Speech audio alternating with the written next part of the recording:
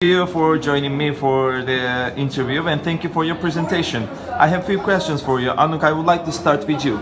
In the basis of people, planet and profit perspective, what is the most interesting brand story that you have but you couldn't put in the presentation because of the time limit?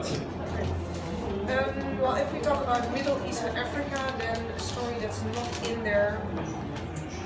Actually, I think it's about Dubai 2020, which is still a long way in the future. But the theme of Dubai 2020 is connecting minds and connecting the future. Yeah. You can continue. Okay. Apart from them having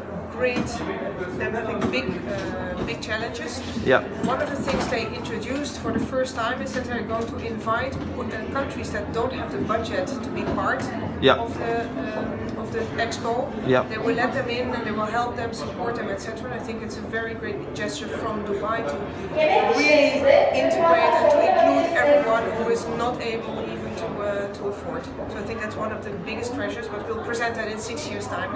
Okay, thank you very much. So Maarten, how would you describe your job to a 5 years old story architect? How would you describe to a 5 years old girl or a toddler? And you will have the same question for brand anthropologists.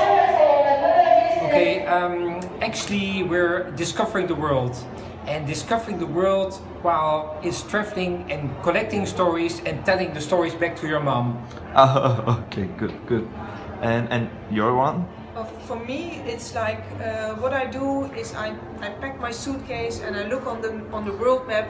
I say, wow, I look where the weather is nice, and then I say, that's where I'm gonna go. So I go to Brazil and I go there and I meet people and I meet brands and I learn everything there is to learn about Brazil. And then I will come back and show you the pictures. It's more about the adventure then? Yes. Okay. So, for a 5-year-old, yes. Yes, exactly. What do you think that differs an ordinary brand from a brand that is worthwhile to be shared, that is worthwhile to be discovered? What is the difference between these two? I think that a brand who can answer the question, what would happen if your brand would not exist anymore? Wow. If they have a good answer to this, then they're worthwhile that they will continue to exist. If they're not. Well, I have a question which is about like what is the most frequent book that you give as a present, but you already gave some book presents. So my next question is, if we hire the biggest billboard on the most crowded street of Istanbul, what would be your message? And I will ask you your message as well.